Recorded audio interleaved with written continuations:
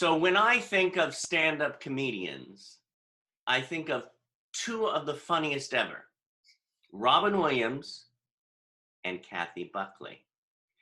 And Kathy Buckley is here today. She is an actress, a writer, a producer, an author, a humanitarian, and one of the leading country's motivational speakers. My dear friend, she has a heart of gold and a soul that will lift you up. Kathy Buckley. Kathy Buckley! Hey! Oh my God. Where am I? I'm in a box. I know. It's funny how, you know, when I introduced you, I was like going, da da da da da da, and it's like, well, it's Buckley. Buckley! Buckley, that's what we call each other. Buckley and Zimmerman. Do you have a first name? No, I was born without one. and this is wonderful, honey.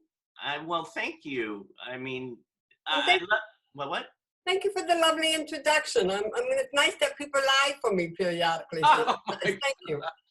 No, seriously, you have brought me and so many people joy with your laughter and your comedy and your heart. I remember when I got hurt on the set, what was it, in 2005. And after that happened and I had a little mental thing because of the pain and this and that, and you called me up weekly. You said, anytime you want to come to my house and take a swim, and you fed me and this and that. You are truthfully an angel on earth. Oh, thank you. I didn't want to tell you what I put in the water in the pool. So, oh, that was close. Okay. So no, you were really hurting at that time. It was breaking my heart, honey. I don't like to see people I love hurt. I don't like to see anybody hurt, for that matter. Right. How did you get that way? How did you get so loving and so angel-like? Okay, angel we can take out, loving we can keep. Okay. You've heard my vocabulary. No angel talks like that, honey. You know what? I'm going to be honest with you. I don't know if you know this story. I might, but when I was in a school for retardation for mentally slow, because they didn't know about my deafness, and so they just automatically assumed I was slow. I had to be on a bus, and the bus took about an hour to take us to this special school. And on this bus, they took all the seats out at the back of the bus. And what they did is they put in a dollhouse, and they put in toys and stuff like that, and everything was kind of set down and stuff like bars and dolls and stuff like that.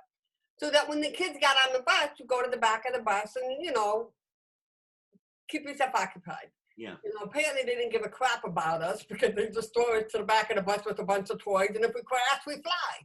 Oh my God. So I got on this bus, and I'll never forget this because the bus driver kept saying, go to the back of the bus, go to the back of the bus. And I couldn't hear, and so there was a boy in a wheelchair. Now, at the time, I didn't know he had CP. And he was all hunched over, and his little hands were all crippled in. Yeah.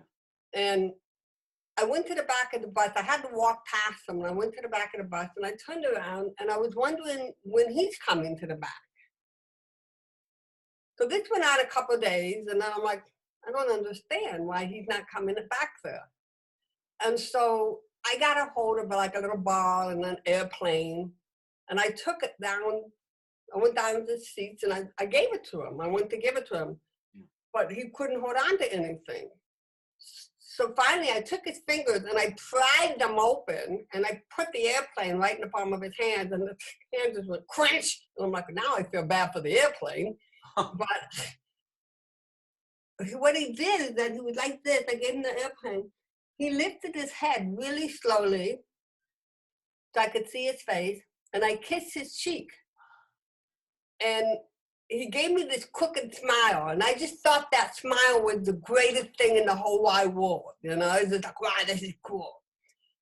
So every time I came on the bus, I'd go to the back of the bus, and the first thing I would do is get something for Kenny. That was his name.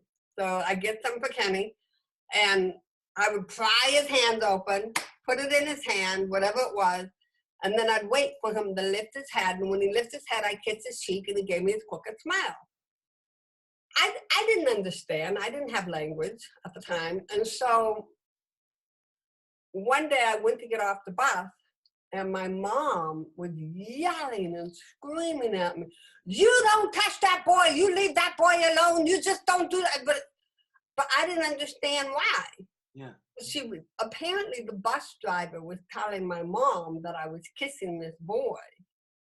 But, you know, it's amazing how people can misjudge kindness or an action taken if you can't defend yourself. Yeah. Well, the hardest thing for me in my life to this day was getting back on the bus. Because I was afraid that if I would walk to the back of the aisle, he would recognize my shoes. And he would wait for me to bring him a toy. So what I would do is I'd get on the bus and I'd sit right behind the bus driver. And I never went to the back of the bus. Oh. And I think because, well, I kept giving the bus driver a dirty look because obviously he said something my mother wouldn't have known otherwise. Yeah. But it's always amazing to me how people can quickly judge when don't have the information correctly. My mom, she could have thought maybe I was hurting him. You know, because I'm prying his hands open to put toys in his hands. I'll never know what was said. I just know that I was shocked that I was told not to behave that way. So my whole life has always been, my mom always thought of my kindness as a weakness. Being kind, being gentle, being forgiving. So she's always thought of it as a weakness because she's a strong Italian woman and she's fighting for things and she's defending herself from what we don't know. But we were definitely different personalities. So I think my kindness came from, one, being on the bus, being in the school for mentally challenged people, because it was a great place to be. You didn't judge people there. We focused on what we could do and not what we couldn't do. We focused on, we didn't focus on our words for communication, but what our hearts had to say. So it was a great environment for me to grow up in that. It was only there for a couple of years, but still it was a great beginning to be in a place of difference and acceptance of difference. And so that was my thing. And my mom, my mom a few years ago, she said, a few years ago, she said, I never knew who you really were. I wish I was more like you. Because she lives in fear. So I think my kindness comes from being, could you hold on 1 second? I'm so sorry. No, go for it. I'm on a conference call. See if she got that. Now see, that's rude. Oh my God. But it's Roberta. She goes on forever. So, I had all these, I think the kindness just came from being different. And my grandmother was sick a lot, and I took care of her a lot. Yeah. I loved her, you know. She had really bad eczema, and I would take care of her. And I never forget, in the old days, the grandma told me to iron her clothes. When the old days, they used to put them in the refrigerator. Did you know that? No. Yeah, they would dampen their clothes and they put them in a refrigerator. So I said, well, where's the basket? She goes, it's in the refrigerator. Now I have a hearing loss, and I'm thinking, I'm a teenager now, and I'm thinking, I know I'm hearing this wrong. No, seriously, Grandma, where's your clothes? She goes, it's in the refrigerator. I'm like, oh, she's nuts.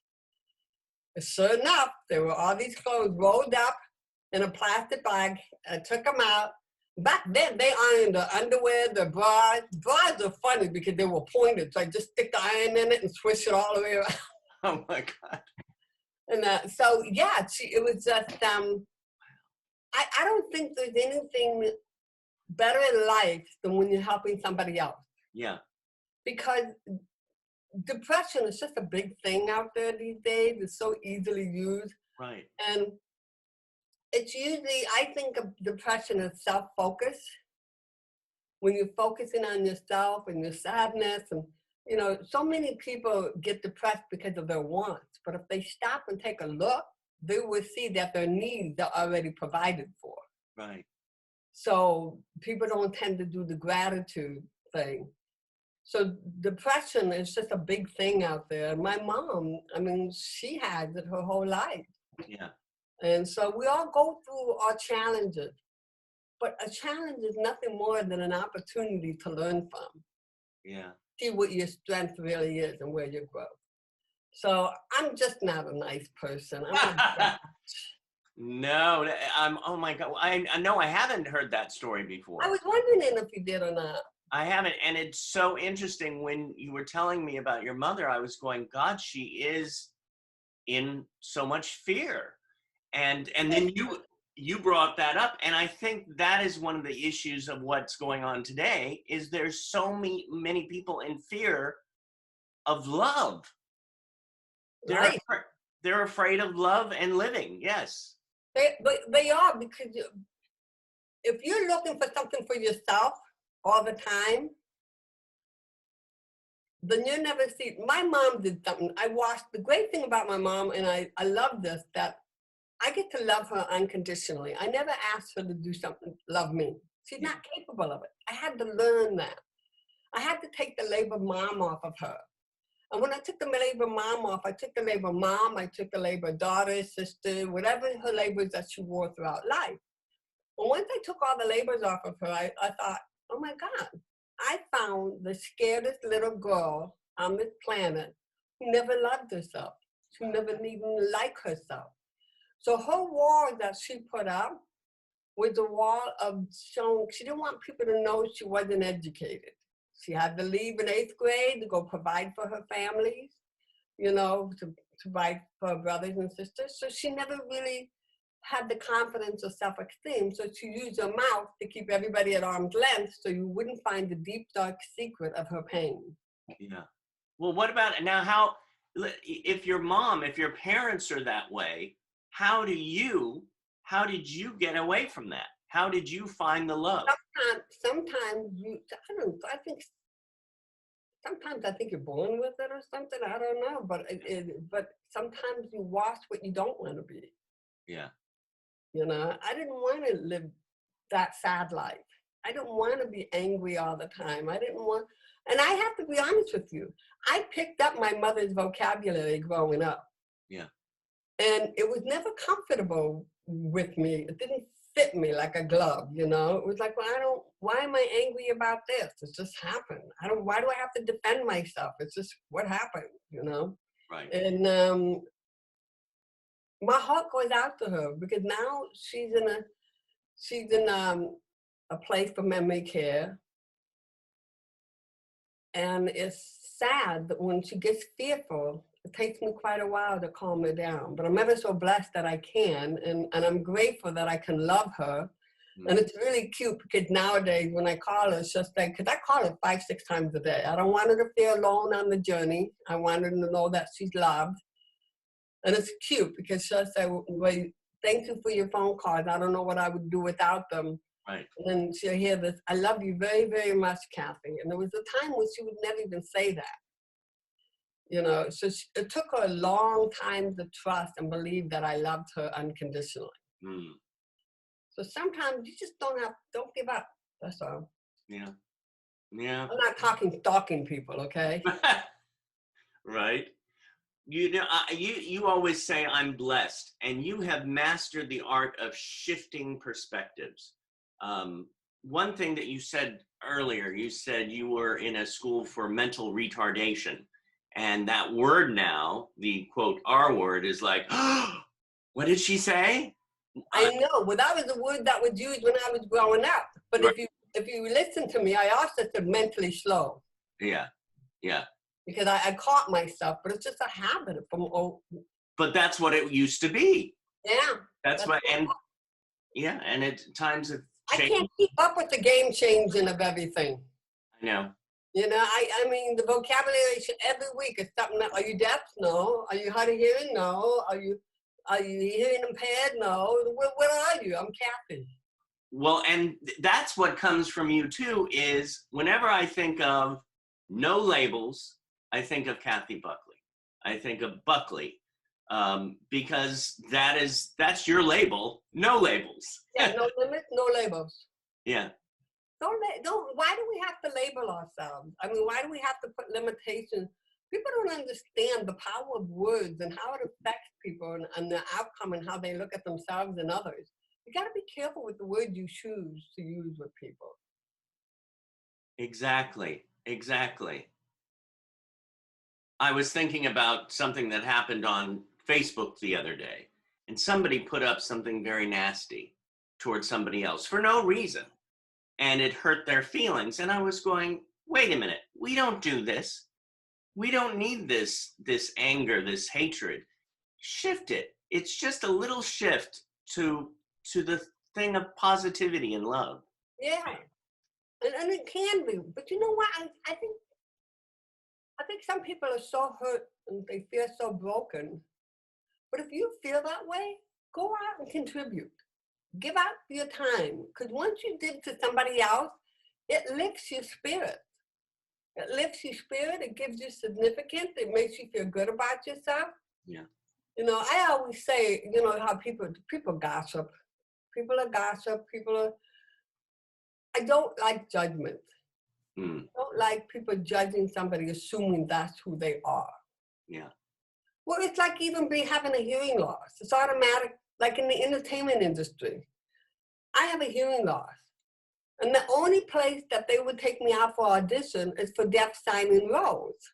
And I won't do it. It's not fair for deaf actors, for deaf actors who don't have a voice. Yeah. So look at the talent. And then when they do hire somebody, they're hiring for the disability and not the talent. Yeah. So sometimes it's frustrating. It's very frustrating for me because I've been in this business for God knows how many years. I don't want to say. We don't need to know how old I really am. But what, maybe 29? Honey, I hit 30. Oh, you're 30. Hey, twice. But no, I mean, and everybody's so caught up and, you know, we're getting old and we're so this. Embrace it. Yeah. Embrace it. Because I gotta tell you something. I looked at some old pictures of myself and I'm like, man, I was gorgeous. I would have done me. You know, and then I looked at myself again in my 30s and I'm like, oh my God. And my whole life, I hated my body. I hated what I looked like. I was my worst enemy. You know, and now I'm saying, you better embrace this now because in another 5 years, it's going to be a whole different look again. So start appreciating what you have now. Yeah. It really is about being in this moment because I'm looking at you. You are stunning. I mean, you're a gorgeous woman. Oh, thank you. And you have, I mean, beside that, as I say, you are seriously one of the funniest women out there. I mean, you act, you write, you teach, you do amazing motivational, I can't even say the word, motivational speaking. What if you had to choose one, what would you say is your favorite? Well, they all serve a purpose. Yeah. But I hate writing. Really? Well, yeah, I write with a lisp. It's hard. How many books have you written, though? I'm on my second one, but even then, it's hard for me just to sit and write. Yeah. I love helping people. I like motivation. I love working with young people. So many young people are so lost. You know, once they get out of high school, a lot of them are lost. Even when they're going to college, you know, they don't know what they want to do. I've been on stage at colleges and I said, okay, how many of you, you know, are afraid of your future? And almost every hand goes up. And how many of you know what career choice you're going to have? You know, how many of you picked your career choice? And how many of you believe that whatever career choice you pick today is for the rest of your life? Right. Every hand goes up. I said, so how many of you did somebody else pick your career choice? Yeah. Okay, because those are the ones I worry about. Like a mom and dad said, you need to be a doctor, you need to be a lawyer, you need to, you know, that means you're not living your life, you're living according to somebody else. Yeah. So we spend our whole life growing up, living up to the expectations of the people around us, whether it's our parents or teachers or whatever it may be. But we never really sit and ask ourselves, what's my expectation of me? What do I expect of me? Mm. Because we're all looking for the number one thing, connection. We all want to be accepted. So in order to be accepted, we become chameleons to be a part of what's going on in the world. Yeah. You know, so it's just life. And so when I ask these kids that, and then I'm saying, okay, so the problem is that they can't make a decision. You can't make a decision today for the next 10, 15 years of your life. You can have a moment of what you think you might want to do, and you can work on that. Yeah. But everybody changes. I know, you know how many comedians I know that went to college to be a lawyer, a doctor, all of these things, open up a process and are now stand-up comics. Wow. You know, I would have liked that one guy to be a doctor. I would have loved it. Just to put on those gloves and say, Oh, God, everybody has a glove on these days. I know, it's like, who's the doctor? I know, really. By the way, as you said, I'm wearing No, yeah, you're wearing my No Limits shirt for No Limits for Deaf Children. I love it. That's my nonprofit for low-income families for deaf and hard-of-hearing children, providing speech, language, and literacy and STEM, everything for them and their families. Right. You don't stop, do you? You're constantly doing stuff. Well, I was earning a shirt upstairs. You said that, and it took me back to the Frigidaire. I know. Well, you're doing that. You've done, what is it? You've been on the Tonight Show with Jay Leno. Yeah. You've written a book called Don't Buck With Me. No, that was my one-woman show, Don't Buck With Me. I was here, and it was called Now Hear This in New York at the Lamb Theater off Broadway. And then my book is called If You Can Hear What I See. I love it. Because I like to think that, you know, hearing people can hear a lot. Yeah. Like you could be sitting in front of a TV, radio playing, and somebody's talking, and your brain knows how to direct the sound and what to focus on. Right. I like my quiet. It's what I'm used to. Yeah. But I like to believe that my quietness keeps me in the moment, and hearing people are overstimulated sometimes. Yeah. Yeah. Yeah. But now that I've been home on this quarantine thing, I've actually been playing the radio. I'm dancing in the kitchen. I'm singing, but I'm making up the words because I don't know the lyrics. And I thank God I live alone. Wow. Well, it does. This quarantine thing is, I tell you, it does. It's centering me and uncentering me at the same time, if that makes sense. It's sort of rearranging me and really giving me time to think. Everybody needs that, but you gotta think of positive things. You can't think of being a victim in this situation.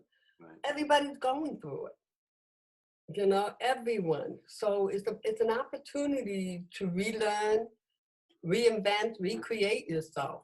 Yeah. Figure out your priorities. What have you been doing? We go 80 miles an hour nowhere. You know, if you notice, we always thinking, always planning. We plan on Monday, we plan for Tuesday. Tuesday, we plan for Wednesday. Wednesday, we plan. And if you ever notice, half of your plans don't even plan out. Right. Yeah. And while you're planning, you may be missing an incredible opportunity that's being presented to you in that moment. But you're going, no, wait a minute. Tomorrow I have to, blah, blah, blah. You know, and it's like, sometimes quietness is a great place to grow. Yeah. Yeah. I'm going to throw out a name. Throw it out. Jerry Jewell. Never liked her. No? Jerry Joe is amazing. Are you kidding? She's freaking brilliant. Yeah. Funny, very, very funny. And that. And she's the person that also got me into this crazy business. She is. All her fault. Uh-huh. And are you breaking on? Hey, sis. Hi, sis. Hello. How you doing, Angel? I'm doing good. I'm hanging in there. How about you? I'm not well. I'm not good to hang. I'm not one to hang. I know. I'm very good, sweetie. I love that purple on you. That is nice. That's pretty. Yeah, well, I almost didn't wear it because I thought, oh my God, what if I got my head stuck in it again? Oh my God, that's so true. I went to go I called Jerry. I forgot we were gonna go somewhere or something. I called Jerry and she's not answering the phone. So I got out of the car because I went to pick her up. I got out of the car, I went upstairs, I'm banging on the door, Yeah. nothing. I'm freaking out because did something happen to her, you know? And so like nothing, like she hasn't had enough happen to her already. I'm adding on to it. Yeah. So I call again, nothing, banging on the door. And so I started to go to the managers of the apartment building so that I can get in her apartment. And here she comes. She comes out and she goes, I'm here. And I'm sitting there. She's inside of her sweatshirt. She can't find her way around. I was standing by your car. I called you from my cell phone. I said, where are you? And you said, where are you? Where are you? Oh my God. She gets stuck in a sweatshirt. Who gets stuck in a sweatshirt? My sister. She gets stuck in a sweatshirt. Well, the two of you are like sisters. I mean, whenever you get together, it's like, and you're already that way equally, but to have you together, it's like, you know? Oh, you know what's great about our relationship? We don't have to talk for years, but our hearts will always be together. But we know how to make fun with each other's challenges. Mm. You know, we totally are accepting. And I mean, and Jerry, she just cracks me up because the stuff she does is, you know, she'll walk into a wall. I keep walking like I don't know who she is, but. Oh my God. No, but we just laugh and we think a lot alike. The only difference between Jerry and I, besides my height, is she's just brilliant. She's very, very smart. She knows what's going on in the world. I just can't figure out half of the stuff that's going on in the world. So she can get into the political aspect of things and all of that. So she's just my smart one. Well, you know, every day there's a new, you wake up and you look on the internet, you don't know what's going to happen the next day. No. Half of the time I stay away from the TV because I feel helpless.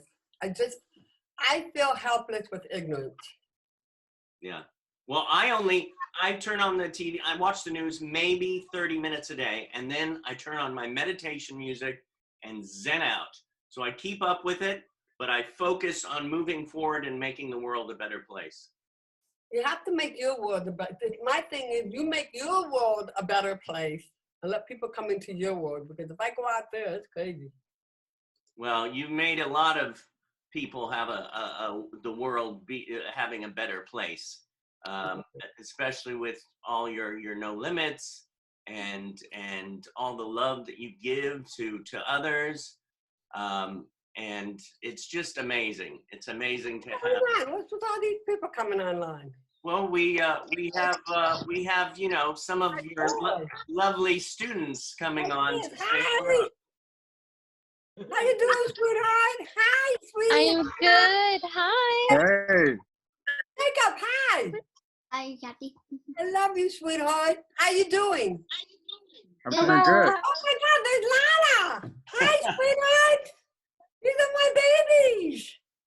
Oh my God. Oh my God. How you doing, John? I'm doing good. How you doing? Doing good. Are you done protesting? I'm sorry, what you say? Are you I'm done doing good. protesting? How are you guys? Yeah. Okay. Yeah, Yeah, I'm just protesting. You know, I should stay home, save my life. You know, I should keep myself busy, stay in school and focus. You know, stay focused on my homework, everything. Yeah. Good, honey. I see Jay's over there too. And there's Crystal. Yeah. Hi, Crystal. Hi. Love you. Love you too. Love you, Crystal. How you doing? We just want to send all our love to you. You are amazing, and we are so grateful for everything you've done for us and for No Limits. With all the kids, your story's so inspiration, and it's great to have you. And during quarantine, we missed being able to see you live, but we're just. I can't wait to hug everybody again. I feel like my arms are gonna fall off from not hugging. Yes, yes. You look You're beautiful, wonderful. honey. You look good. You look even better. You okay? Yes, we're doing well. Chris is doing amazing from when you first met her with hardly any words, and now she's starting 3rd grade and talking on the phone, and we're. I saw her on the graduation. I would cry because she was speaking so good. It took her a while to get there, but she's doing great. Yes. I was so proud. Oh my God, Margot, I just want to bite her face. So, Mr. Leno, how are you doing? Yeah, I'm trying to order a large thin crust. I'm trying to order a large thin crust sausage. I'll get that for you right now. I'm 1 digit off from the Domino's number. I must have called the wrong. Oh, is that Kathy Buckley? Okay, I'm sorry. I was ordering a pizza, and apparently I hit the wrong digit, and I got you. So, how are you? We'll get a piece and I'll bring it over to the shop. Yeah, there you go. Good to see you, my friend. Congratulations. Thank you, honey. How you doing? I'm all right. Tell a few jokes, trying to make a living. You know, that's a gig. That's what it is. I know. I want to take all your cards home with me. Yeah, that'll happen real soon. Yeah, sure. Okay. Is that when that deaf and dumb shit just came together? Oh, yeah, there you go. There you go. How long have the two of you known each other? Oh, a long time. I don't know, long 30 time. years? Yeah. 35 years? Yeah.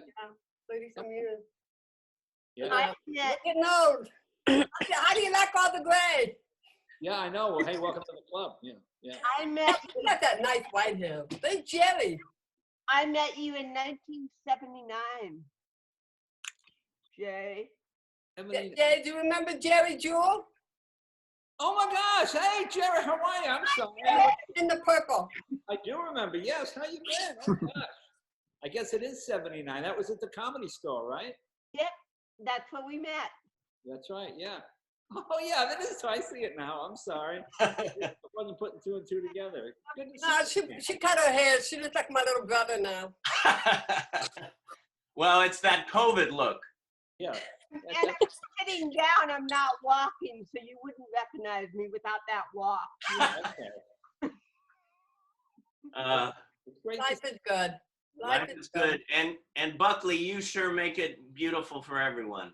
Yeah, Oh, thank you. yeah, it's always fun. Yeah, she does. It's always fun doing her benefit every year. I like doing that. You know what we're doing this year, Jay? I don't know. Because we're doing we're taking the top of the garage in LA where you can see all the city lights, and we're gonna put up one of those old-fashioned movie theater drive-in. And Oh, we're putting trays on everybody's cars, so everybody stays in their cars for social distancing. right. And we'll bring the food and everything to their tray. Oh, very cool. So I think it'll be fun. You know, Chris always co-hosted with me in that. So we're gonna do that thing outside, social distancing. Well, very good. Well, listen, thanks for asking me a part of this. It's a lot of fun. Well, thank you for Jay. joining. I love you. All righty, sweetheart. You take care. All right, sweetie. Later. Talk to you with you, Mavis. Thank you. Thank you. Bye. Bye, Margo. Bye. Great to see you. Mwah. You look wonderful. Hey, Lana. Hello, how's it going? Lana, are you still learning? What are you learning? Chinese or Japanese? I'm learning Japanese, but I've been picking up some Chinese here and there. Are you really? Yeah. Wow. I'm lucky I'm doing good with English, and even then I'm having a hard time. Right. You look great, baby girl. You look great. Thank you. You too.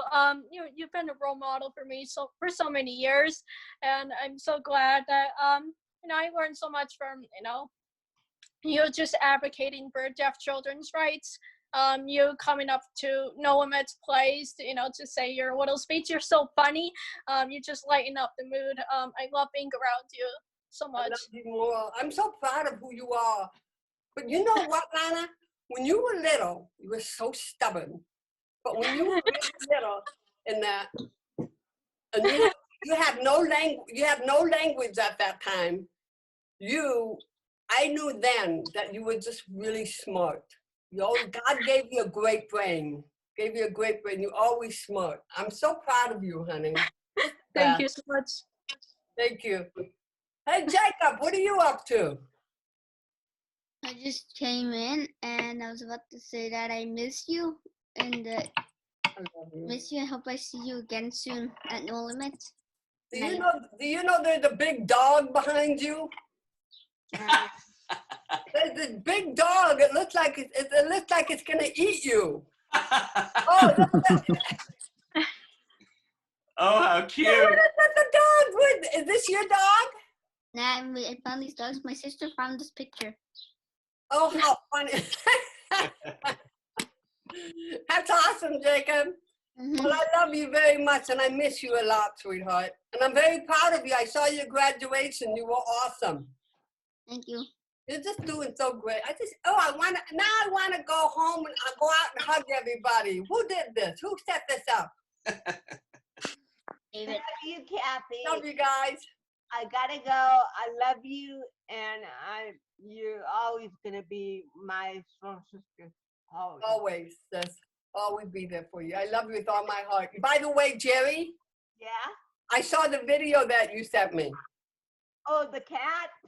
That is hilarious. Hilarious. But I have to ask you. You're so eloquent with your speech. You're so powerful when you speak that I wanted to ask you, do you write your speech down or do you already have it in your head? I wrote that in 2 minutes. Oh my God, you were brilliant. Absolutely brilliant. Very poignant, articulate, right to the point. Juliet didn't like it. No, but Juliet really does have a nice butt. Yeah, she kept on showing it, didn't she? I know she did. I love you guys. I love you. I love you, Jacob. Be good. Bye. All right, I'll see you guys later. Donna. Love you, John. Bye. Bye. Hi, sweetheart. Thank you. Thank you so much. Bye. Thank you for coming. Jerry said she had to go, and now she's sitting there. What the hell's the matter with you?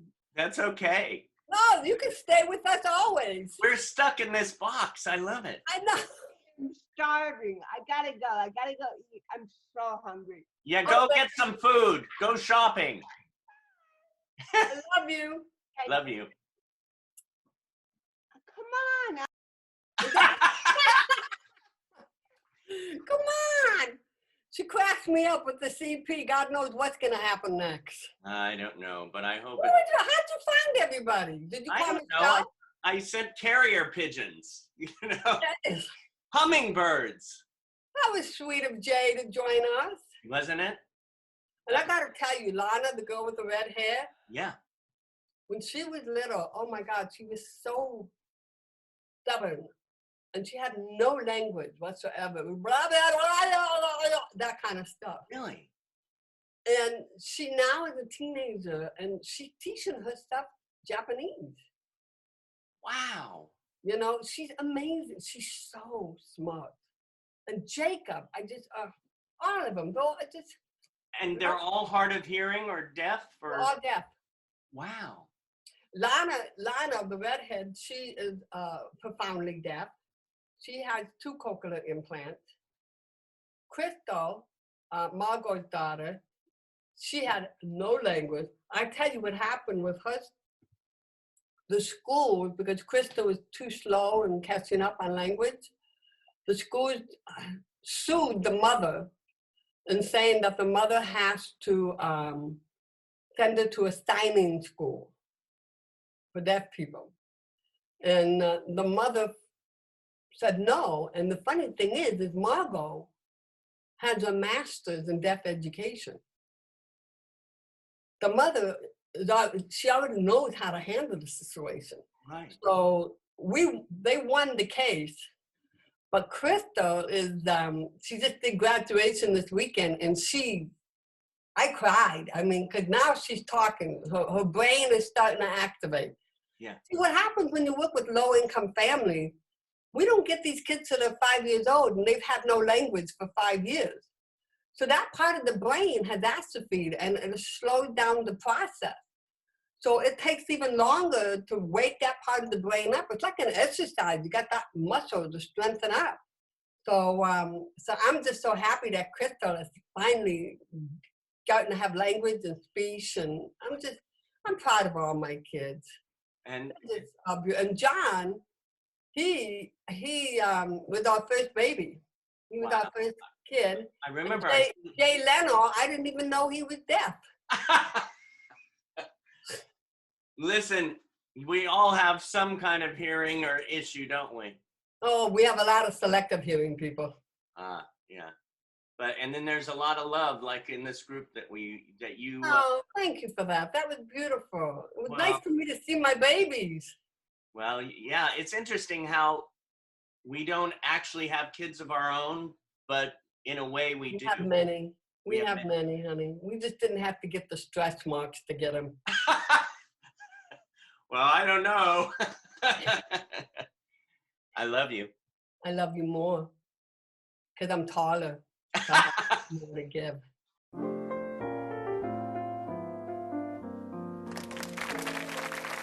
Yes, it's true. I am hearing impaired. No, I am not deaf. I just don't listen. Children billed as the first hearing impaired comedian, a veteran of the Tonight Show. The woman you're about to meet is remarkable. No, I am not Molly Matlin. An inspiration and role model. No, I am not Heather Whitestone. Miss Kathy Buckley. Kathy Buckley. I'm in love.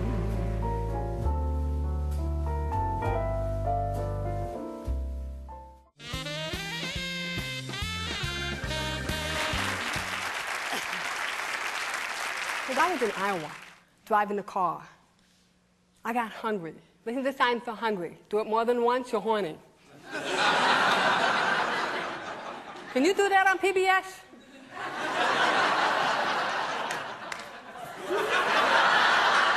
You said yes to a hockey player with a future. You were depressed. You were frightened. You were even guilty. But you were still Blake, and I wanted to marry you. Not the hockey player. I wanted to marry the man who took sign language one summer so he could show me that he loved me. When all you have to do is say it. As principal of this school, I never dreamed I'd have to put money in a budget for a choir for an all-deaf class. The next thing you know, they're gonna want their own band. I don't know you and you don't know me. So before we get started, let's lay out the rules. Number one, I'm law. Not hey you, not excuse me racist, and not you who. Number two, I do have a hearing impairment, but I might just be ignoring you. And number three, no refill. Now, what can I get you? Hello. I can hear you. I'm not deaf. I spent a good 13 years with some of the top speech therapists in this country just learning how to talk so people would understand me, and now they all think I'm from New York. Kathy Buckley, everybody, the wonderful comedian who couldn't find anything nice to say about me on HBO. I met Howard. The first thing that came out of my mouth was, whoa, who doesn't do your hair?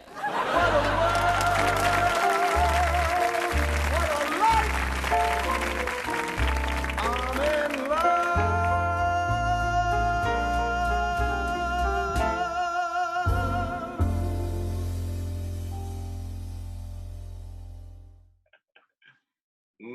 Mwah. Thank you for this time, sweetheart. It was priceless. Thank you.